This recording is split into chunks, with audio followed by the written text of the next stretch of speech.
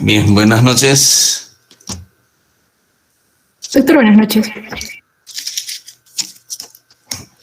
Bien, entonces empecemos a abordar el tratamiento de la hipertensión arterial.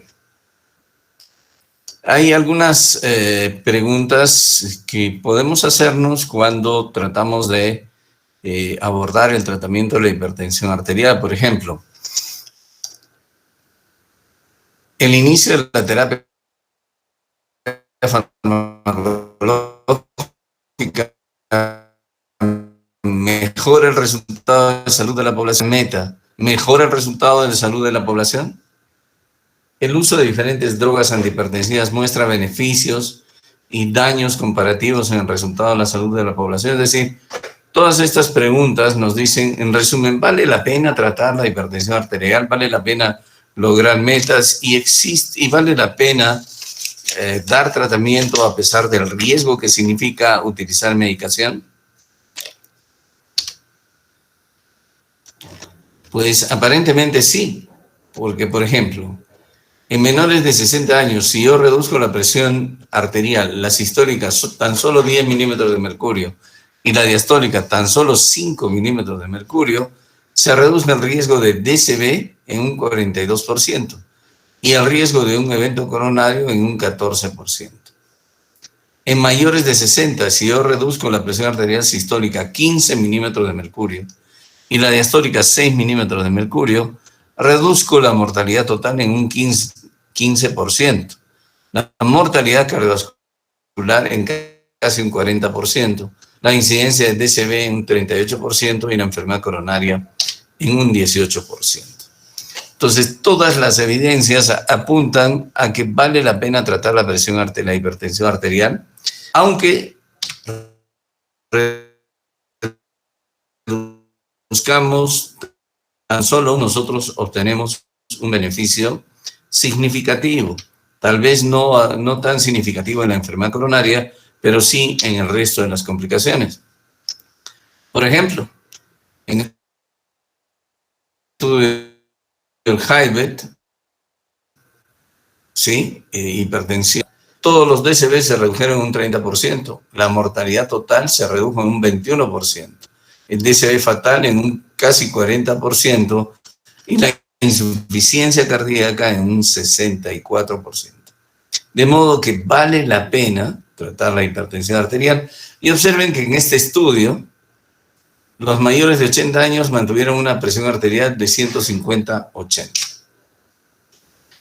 Entonces, es muy importante saber o estar convencidos de que vale la pena tratar la presión arterial, de que ustedes no están luchando pues por un 15%, por un 10%, están luchando por cerca de un 40% en algunas situaciones y más del 60% en el caso de insuficiencia cardíaca. ¿Cuándo empezar el tratamiento de la hipertensión arterial? En realidad, el tratamiento de la hipertensión arterial se debe empezar lo más pronto posible y no necesariamente el uso de medicamentos lo más pronto posible. Es muy importante tener en cuenta esto de que se conoce como el continuum cardiovascular. Podemos intervenir desde que el paciente comienza a tener factores de riesgo, antes de que el paciente tenga daño subclínico o que tenga enfermedad clínica o que ya tenga repercusión cardiovascular. Si nosotros intervenimos lo más precozmente posible, entonces hay que estar seguros de que vamos a obtener un beneficio importante. Por lo tanto, en la historia natural de la hipertensión, antes de que se desarrolle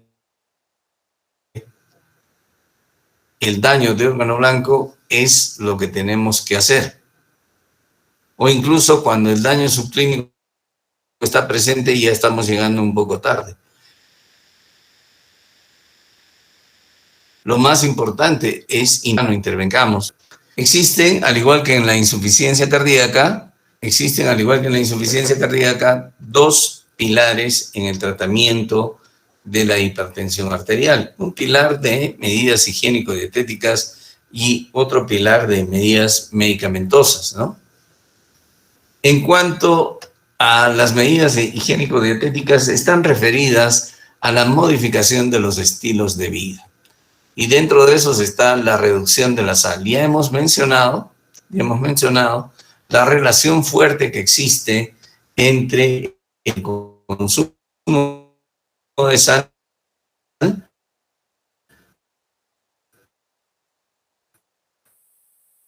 y el arterial se explican por el consumo excesivo de sal, ¿no? Entonces hay que evitar o limitar el consumo de comidas que tienen alto contenido de sal, o de sal y de sodio, ¿no es cierto? Pero fundamentalmente de sal, es decir, de cloruro de sodio. Luego, es muy importante no consumir estos alimentos que vienen con preservantes. Los preservantes tienen un alto contenido de sal. Una dieta saludable también es muy importante, la dieta saludable.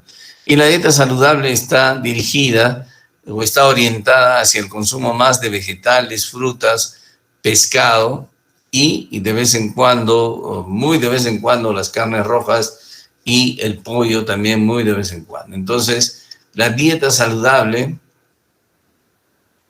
es en parte el modelo de dieta saludable es la dieta mediterránea, ¿no es cierto? Esto, por ejemplo, se caracteriza porque el consumo de algunos vegetales contienen altos niveles de nitratos orgánicos que ayudan a reducir la presión arterial o a controlar la presión arterial. Dentro de ellos, por ejemplo, está la espinaca, la lechuga y la beterraga. Tienen alto contenido en nitratos orgánicos, ¿no? Otros nutrientes pueden ser aquellos que incluyen magnesio, calcio y potasio, que ya sabemos que los suplementos de potasio se asocian a una reducción de la presión arterial. El consumo de bebidas saludables también es importante. Dentro de ellas hay que consumir moderadamente el café, aunque esto del café hay que tener cuidado en prohibir, sobre todo a las mujeres, donde tiene gran beneficio el uso de café por su efecto antioxidante, ¿no es cierto?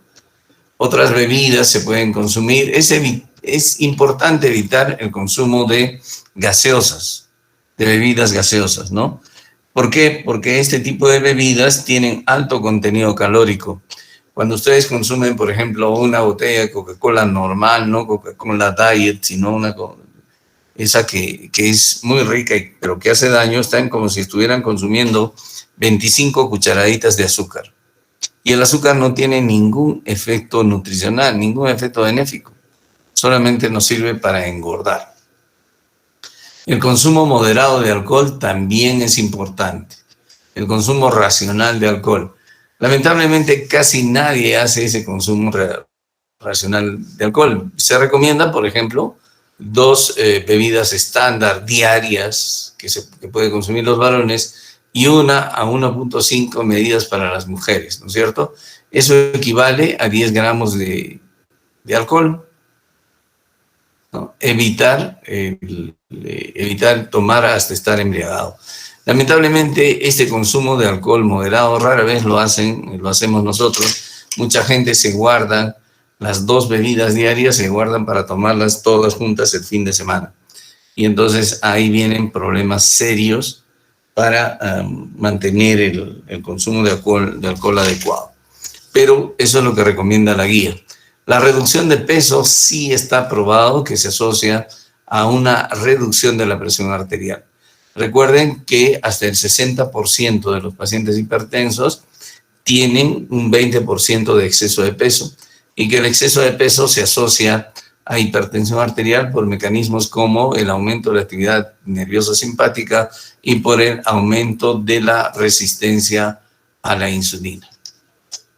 Es muy importante dejar de fumar, ¿cierto? El cigarro no tiene ningún efecto benéfico. Si nuestro paciente es hipertenso y fuma, no hay que ser permisivos con que le diga al paciente, ya doctor, voy a dejar de fumar esta semana, voy a fumar, yo fumo habitualmente 7 al día, esta semana voy a fumar 6 al día, a la siguiente 5 al día y así lo voy a dejar. Mentiras universales.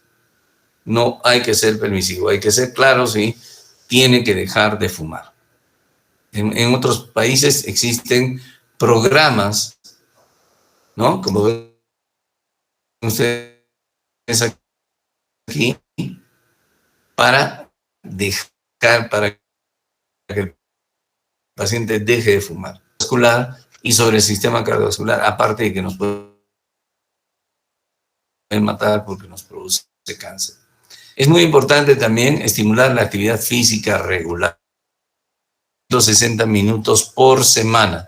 Eso equivale aproximadamente a 30 minutos, 5 a 7 días. 5 a 7 días de una moderada actividad aeróbica. ¿Cuál es la moderada actividad? Caminar, pasear en bicicleta, yoga o nadar. La actividad aeróbica es la mejor.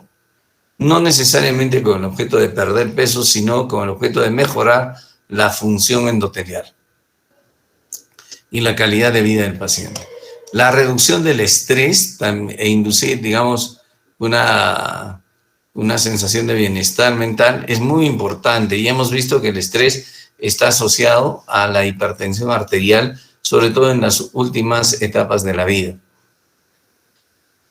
Aunque se necesita mayor investigación, en otros sitios existen todo un equipo basado en la presencia de un psicólogo, psiquiatra, enfermeras, asistente social, para enseñarle al paciente a manejar su estrés. Hay que tener cuidado con las medicinas alternativas o complementarias, porque algunos de ellos, ¿no es cierto?, pueden elevar la presión o todavía están por evaluarse su seguridad y su eficacia, ¿no es cierto? El uso, como dice aquí, de estas sustancias no está apoyado, no se apoya, no está promovido. La reducción a la exposición a la contaminación ambiental sí es importante, ¿no?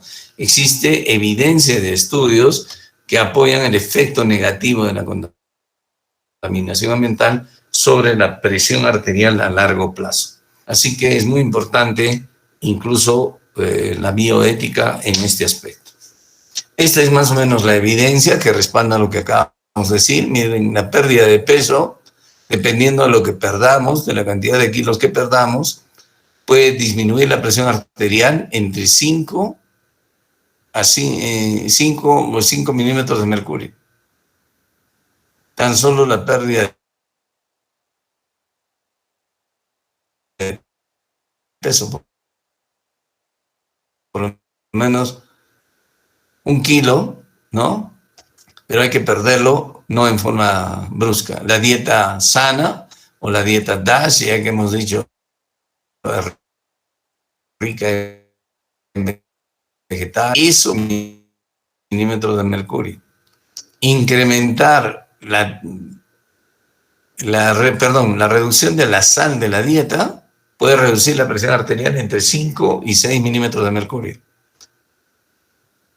Los suplementos de potasio en este lado del mundo, en este hemisferio del mundo, esto puede reducir entre 4 y 5 milímetros de mercurio la presión arterial. Los ingleses no apoyan esto porque dicen que ellos no han verificado ningún tipo de beneficios, ¿no? El ejercicio aeróbico favorece la reducción dependiendo de la cantidad de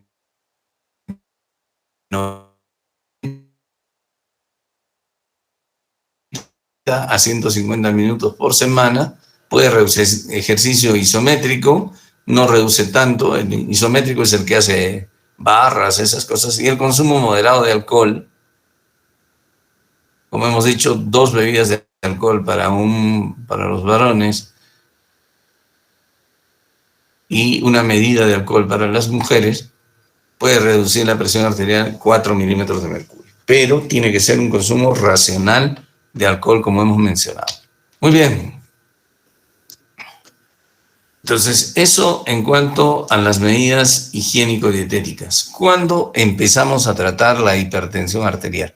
Pues, ¿cuándo se recomienda dar tratamiento? No solamente todos los pacientes deben recibir esto. A todos los pacientes les debemos aconsejar estas medidas naturales, por decirlo de alguna forma, a todos, sin excepción.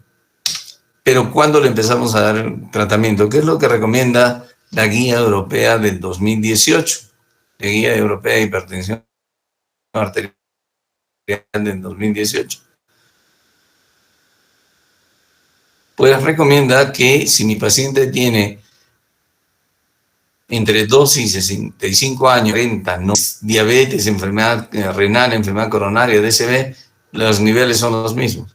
Todo paciente con 140-90 debe empezar a recibir tratamiento medicamentoso. Entre 65 y 79 años, igual, 140-90 tratamiento medicamentoso. Y a los mayores de 80 años, la guía europea del 2018 recomienda que nosotros los tratemos cuando su presión arterial es mayor o igual de 160. Por eso no sé si se acuerdan, en el Hybrid los tuvieron con 150 de presión arterial sistólica. Entonces, la única excepción aquí resulta los mayores de 80 años.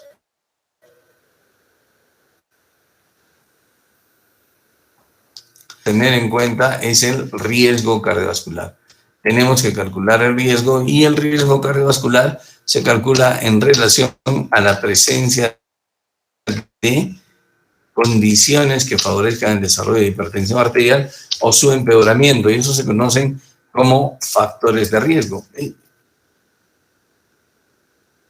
¿Qué otros factores de riesgo debemos tener en cuenta para calcular o cuantificar el riesgo cardiovascular? Ya dijimos la edad, la hipertensión, el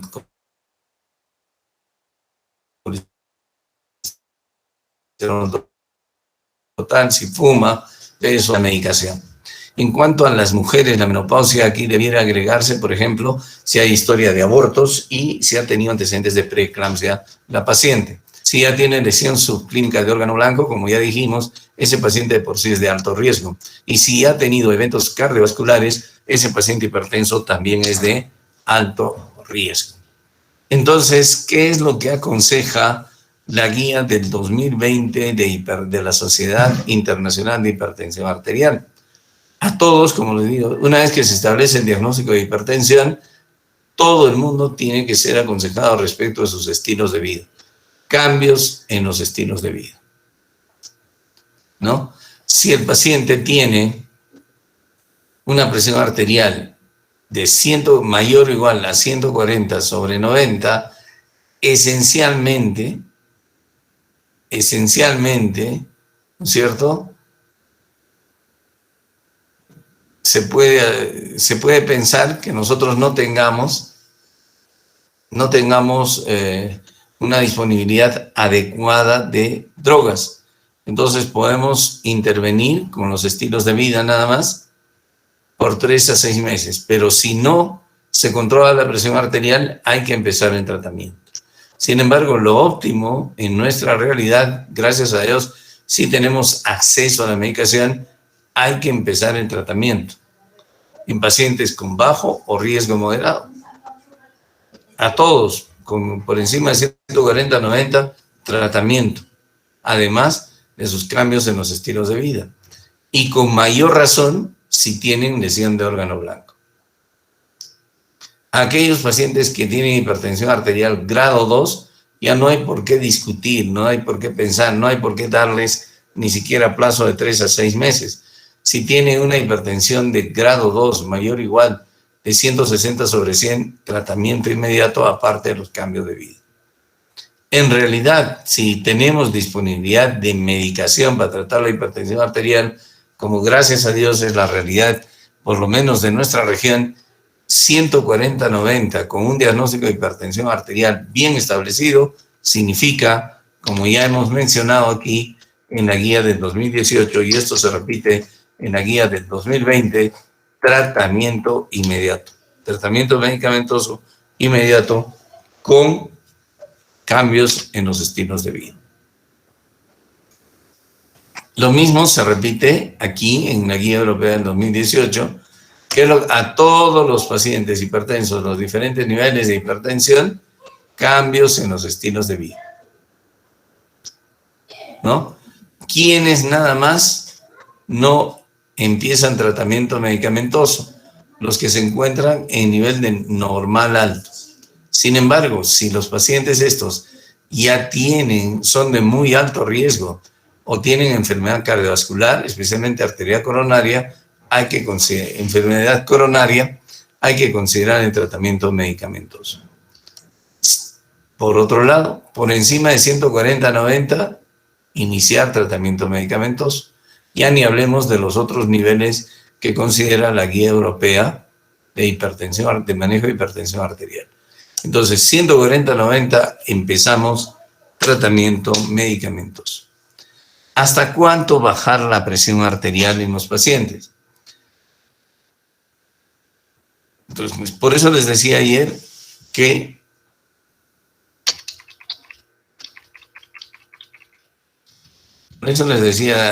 esta afirmación de Pickering, cuanto más baja, menor es la mortalidad, y cuanto más baja, mejor, entonces no es tan cierta. ¿Por qué? Porque no conviene bajar demasiado la presión arterial debido a este fenómeno conocido como la curva J. ¿A qué se refiere la curva J? Se refiere al hecho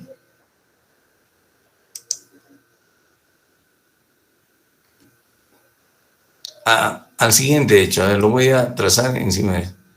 Aquí tenemos el eje de las ordenadas, el eje de las abscisas, ¿cierto? Aquí va mortalidad. Mortalidad de mayor a menor. Y aquí nivel de presión arterial.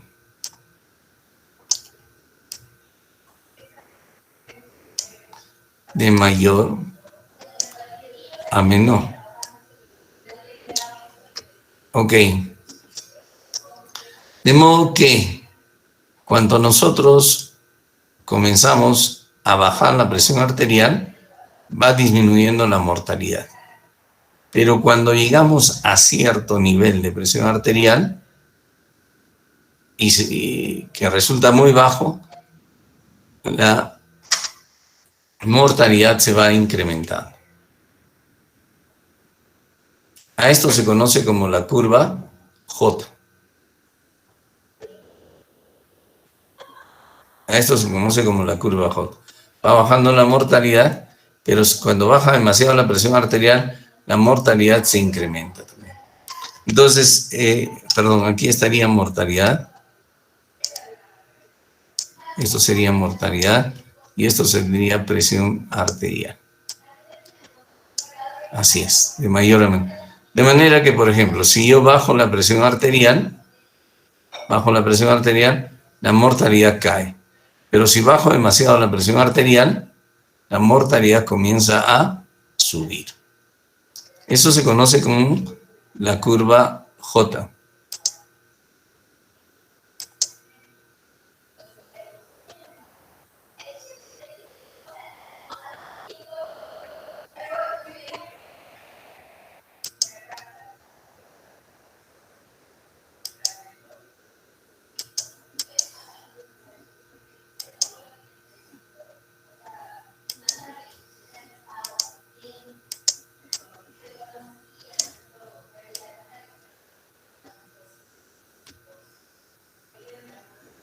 Y esta curva J fue descrita por Franz Messerli.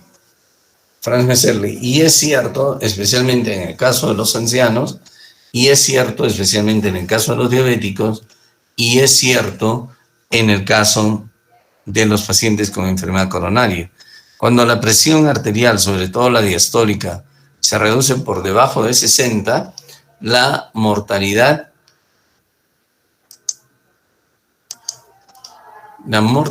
se incrementa, el riesgo cardiovascular se incrementa en más de tres veces. Y si la sistólica se reduce por debajo de 100, aumenta el riesgo cardiovascular también en 3 veces o más. Y esto se debe a que, sobre todo a nivel coronario, la presión diastólica, como ustedes saben, es la verdadera presión de perfusión. Y también, si se incrementa la presión de pulso, también aumenta este problema. De modo que esa es la razón por las cuales existen presiones objetivo, targets, límites de bajar la presión arterial u objetivos para bajar la presión arterial. Por lo menos el primer objetivo es no reducir la presión arterial, la sistólica nunca menos de 110 y la diastólica no menos de 60, ¿no? No menos de 60. ¿Ok? Aquí, por ejemplo, dicen, esencial, los objetivos de reducir la presión arterial. Es esencial reducir la presión arterial, la sistólica por lo menos 20 milímetros de mercurio y la diastólica por lo menos 10. Idealmente a menos de 140, 90. Eso es lo ideal. Lo óptimo en menores de 65 años a menos de 130, 80, pero más de 120, 70. Y en mayores de 65 años a menos de 140, 90. Si se tolera, si es tolerada una mayor reducción, se puede individualizar el objetivo, ¿no es cierto? Se puede individualizar el objetivo y eso depende de la funcionalidad y el contexto del paciente. Una vez se instaura el manejo, se evalúa la meta al menos cada 3 meses. Es decir, al menos cada 3 meses tenemos que ver, que saber si el paciente se está manteniendo en lo ideal. Entonces, recordar nunca reducirlo a menos de 110 y menos de 60. En menores de 65 años, menos de 130, 80, pero más de 120, 70. Y en mayores de 65, menos de 140, 90. Si lo podemos reducir más, un poco más, un poco más allá, por ejemplo, hasta 130, hay que tratar de hacerlo, pero se tiene que considerar el contexto individual de cada paciente. Muy bien, tratar la hipertensión arterial no está basada en un protocolo rígido de uso de medicamentos. Es decir, yo para todos los pacientes uso este esquema. Si bien es cierto, en la mayoría de los casos tratamos de utilizar inhibidores de la enzima convertidora de angiotensina, pues bien, en la mayoría de los casos el tratamiento también es individualizado. No significa que los inhibidores de la enzima convertidora de angiotensina se tiene que usar en todos los casos indefectiblemente. En la mayoría resultan beneficiosos, pero en otros no resultan útiles y no necesariamente tampoco se pueden seguir usando. De modo que el tratamiento es individualizado. La individualización se hace en relación a una serie de factores, como ustedes verán, por ejemplo, en cuanto a poblaciones especiales. Sobre todo las personas de raza negra no responden muy bien a los inhibidores del sistema renina-angiotensina, ya sea ECA inhibidores o bloqueadores de la angiotensina 2, como los ARA2. No significa que estos no se puedan utilizar, pero no responden muy bien. Responden mejor a los calcio antagonistas y a los diuréticos. Lo mismo pasa con los adultos mayores. No responden muy bien a los inhibidores de la enzima convertidora de angiotensina, ni a los bloqueadores de los receptores de angiotensina, ni a los ARA2. Responden, al igual que los negros, responden mejor a los calcio antagonistas y a los diuréticos. Vuelvo a decir, no significa que no podamos utilizar ese tipo de medicamentos en estos pacientes, pero sí debemos tener en cuenta que van a responder mejor a los calcio antagonistas y a los diuréticos. Dos cosas respecto de los calcio antagonistas en el adulto mayor. Lo primero es saber que los calcio antagonistas que de preferencia se utilizan en el adulto mayor son los de tipo dihidropiridínico. Hay que utilizar con mucho cuidado los calcio antagonistas tipo de Intiacen o tipo de Verapamil porque inducen bradicardia en el paciente adulto mayor y pueden desenmascarar un bloqueo auriculoventricular o pueden desenmascarar una enfermedad de nódulo sinusal y el paciente sufrir incluso síncope. Con mucho cuidado entonces en ese tipo de pacientes. En el síndrome metabólico es preferible utilizar, por ejemplo, drogas tipo ECA inhibidores o ARA2, ya que no tienen efecto metabólico, y además suelen reducir la resistencia a la insulina. En cambio, en ellos hay que tratar de evitar el uso de beta bloqueadores, por ejemplo, porque aumentan la resistencia a la insulina, lo mismo que los diuréticos. No significa que no podamos utilizarlos, porque dependerá de ciertas cosas, pero hay que tener en cuenta esas situaciones en los pacientes con síndrome metabólico. Lo mismo pasa en los pacientes diabéticos, en los cuales es especialmente indicado no utilizar medicamentos que tienen efectos metabólicos y que tienen más bien efectos pleiotrópicos favorables, como por ejemplo, ¿quiénes? Otra vez están los inhibidores de la enzima convertidora, los ARA2, los calcioantagonistas de tipo dihidropiridínico. En los pacientes nefrópatas que tienen falla renal y que todavía no han desarrollado insuficiencia renal, es muy importante el uso de ECA inhibidores, lo mismo que en los pacientes diabéticos. ¿Por qué? Porque los ECA inhibidores se han asociado a una reducción de la progresión de la falla renal y los ECA inhibidores tienen efecto protector del riñón en el paciente diabético. ¿Por qué?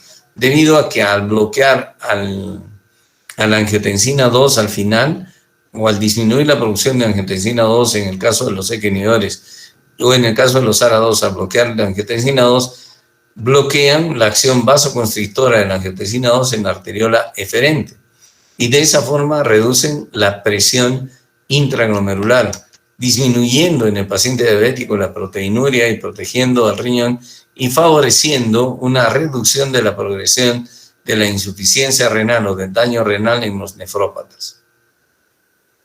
De modo que en ellos está especialmente indicado el uso de inhibidores de la enzima convertidora. En el paciente que ya tiene falla renal, que está en diálisis, también se puede utilizar, pero ya no tenemos ningún objetivo de proteger el riñón, sino tal vez por proteger el corazón y el cerebro. En el paciente que tiene hipertrofia ventricular izquierda, nuevamente los ECA inhibidores, los ARA2, tienen un gran efecto reductor de la hipertrofia ventricular izquierda. Pero también tienen efecto reductor de la hipertrofia ventricular izquierda los calcioantagonistas y los beta bloqueadores. Se puede utilizar, recuerden que se puede revertir la remodelación y la hipertrofia ventricular izquierda. En el embarazo está contraindicado el uso de ECA inhibidores o de ARA2, porque se asocia a muerte fetal intrauterina. Está contraindicado el uso de ECA inhibidores. Podemos utilizar casi cualquier antihipertensivo menos esto, ¿no? Se puede utilizar calcioantagonistas. En general, se prefiere utilizar metildopa, por ejemplo, en estos pacientes, ¿no? Muy bien, ya hemos hablado de daño cerebral. Bueno, hay cualquier antihipertensivo en el corazón, dependiendo del daño que tenga el paciente. Vamos a hablar del riñón, acabamos de hablar, que en cuadros especiales, ¿no? La microalbuminuria, ya dijimos, en el paciente renal o en el paciente que tiene diabetes, los ECA inhibidores y los ARA2 reducen la microalbuminuria, reducen el daño endotelial. La hiperuricemia también, hay que tener cuidado en la hiperuricemia para utilizar los diuréticos tiacídicos, estos elevan el ácido úrico, y el losartán, por ejemplo, disminuye o eleva la eliminación de ácido úrico. Es un buen efecto en los pacientes que tienen hiperuricemia, ¿no? El incremento del grosor de la íntima media, otra vez los ECA inhibidores. La disfunción eréctil es un problema en los pacientes hipertensos. Como hemos mencionado, la hipertensión predispone a disfunción eréctil, mientras que los antihipertensivos producen disfunción eréctil. Entonces hay que tener mucho cuidado en los pacientes. En los pacientes hay algunos fármacos antihipertensivos que podrían o que se asocian, no podrían, se asocian a un menor efecto sobre la actividad sexual de los varones. Sobre todo dentro de estos están el valsartán y está el nebivolol. El valsartán y el nebivolol se pueden utilizar.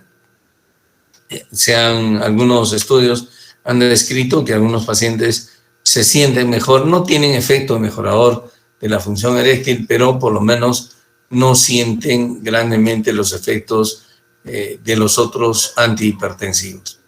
Tener cuidado con la hipertensión de bata blanca, ya lo hemos mencionado, manejar el estrés. El uso crónico de antiinflamatorios no esteroideos está limitado y hasta podríamos decirse contraindicado en el paciente hipertenso. Hay que tener cuidado. ¿Por qué? Porque los antiinflamatorios no esteroideos tienden a retener sodio y con el tiempo también tienen problemas de disfunción renal o toxicidad renal y favorecen el desarrollo de hipertensión arterial. En la obesidad, lo mismo que en el síndrome metabólico y en la diabetes, está especialmente indicado el uso de ECA inhibidores o ARA2. Si hablamos de hipertrofia ventricular izquierda, si mi paciente tiene enfermedad coronaria, no solamente angina estable, sino ha tenido...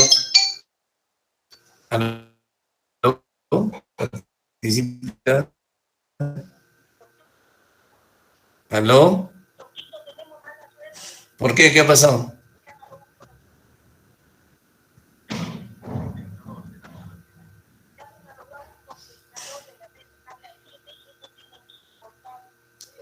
Guácala, entonces hay que avisarle a Alex, que le avise al paciente, pues que será para otra.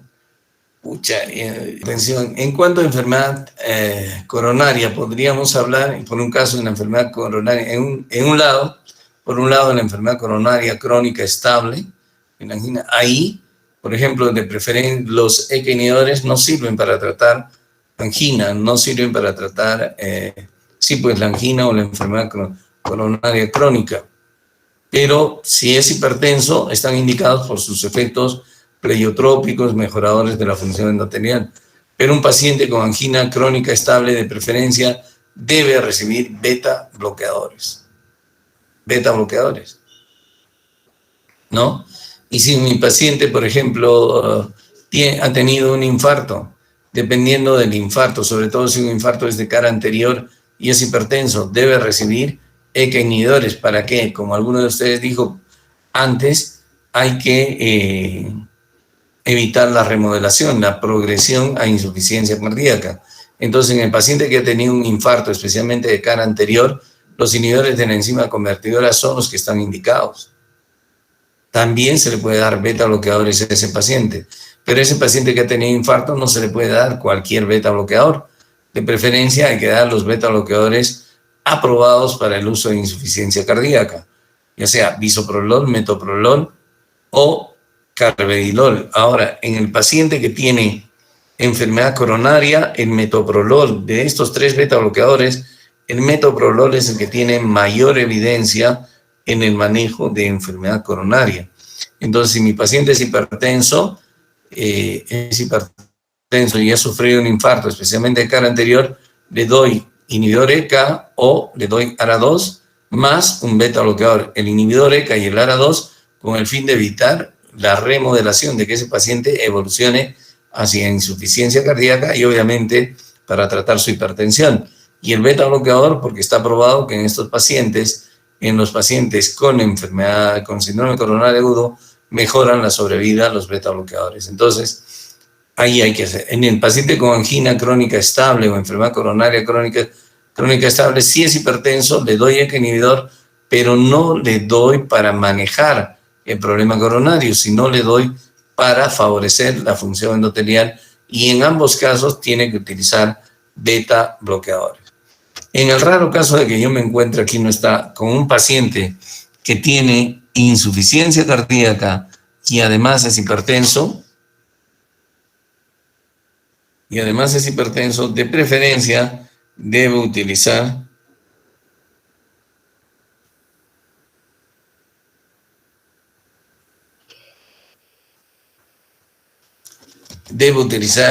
en el raro caso, como les digo, que yo me encuentre con un paciente con insuficiencia cardíaca y además es hipertenso y no lo puedo controlar, debo utilizar dosis máximas de ECA inhibidores o de ARA2 y de las otras drogas que me bajan la presión arterial, como por ejemplo me bajan la presión arterial los beta bloqueadores, me bajan la presión arterial la espironolactona. Si aún así no lo logro controlar, los únicos que están aprobados, como ya hemos visto también, es el uso de amlodipino o felodipino. En el país tenemos amlodipino. En el caso de que mi paciente hipertenso además tenga asma o EPOC, es preferible no utilizar ECA inhibidores. ¿Por qué? Porque el alto índice de tos, a ver si está tosiendo porque tiene asma o por el ECA inhibidor. De preferencia, entonces, en ellos, ARA2. Hay que tratar de evitar el uso de beta bloqueadores porque suelen asociarse a espasmo bronquial y de preferencia utilizar calcio antagonistas. Calcio antagonistas. Entonces, como ven ustedes, si bien es cierto, en la mayoría de los casos nosotros podemos utilizar inhibidores de la enzima convertidora, de todas maneras no es en el 100% de casos, y por otro lado, la individualización está en relación a aspectos de edad, raza, sexo, género sexual, ¿no? Actividad sexual, está también en relación a actividad sexual, incluso la individualización a peso y a enfermedades concomitantes. Entonces, no vamos a tratar a todos los pacientes con una sola pastilla y a todos igual. Debemos tener en mente una serie de opciones terapéuticas para nuestros pacientes, ¿no es cierto? De esta forma, por ejemplo, si lo ponemos en español, existe una fuerte interacción epidemiológica entre enfermedad arterial coronaria e hipertensión arterial. ¿Qué medicamentos se recomiendan? A o B, beta bloqueadores, ¿no es cierto? ¿Cuáles son los medicamentos del grupo A? Creo que está por acá.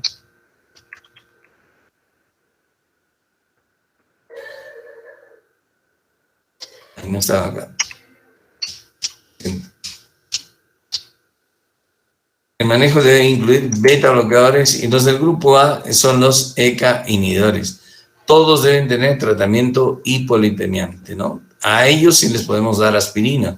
El uso de aspirina en hipertensión arterial no debe ser rutinario, salvo que tenga enfermedad coronaria o salvo que tenga un antecedente cerebrovascular previo, ¿no es cierto? Aquí tenemos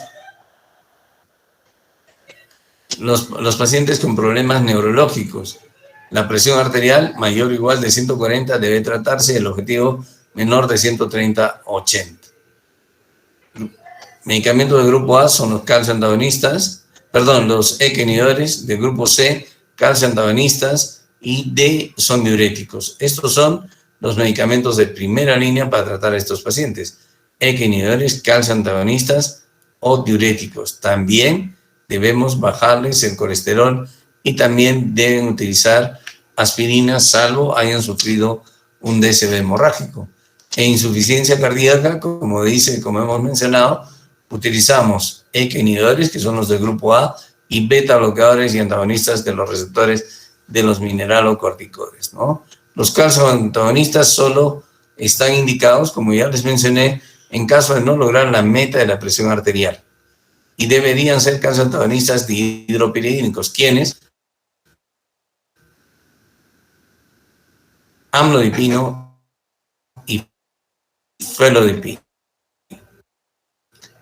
En la enfermedad ECA o los ARA2, que son medicamentos de primera línea, manejarlos hasta lograr una presión menor de 130/80, pueden utilizarse calcio antagonistas y los diuréticos, que es de D, los diuréticos, solo si la tasa de filtración glomerular es mayor de 30.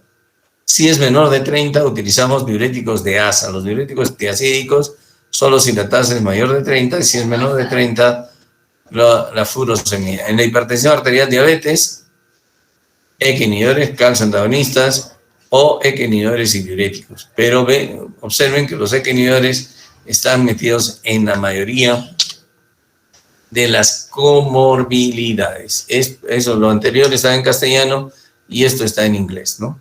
Observen, ECA inhibidores, ECA inhibidores, ECA inhibidores, ECA inhibidores, ECA inhibidores, ECA inhibidores, ECA inhibidores, ECA inhibidores, pero no está en todos. En los ancianos con hipertensión arterial sistólica aislada, diuréticos y calcio antagonistas es lo que está indicado, como les he mencionado. Entonces deben tener en cuenta todo esto para tratar bien la presión arterial. No se les ocurra aprenderse un solo ECA inhibidor. De hecho, tampoco es gran cosa lo que tienen que aprender respecto al número de fármacos. inhibidores, calcio antagonistas, diuréticos, beta bloqueadores. Se acabó. Son 4 grupos, pero lo que tienen que sí aprender es a distinguir a qué tipo de paciente le dan tal o cual droga. Muy bien. Yo creo que nos quedamos ahí. Si tienen ustedes alguna pregunta.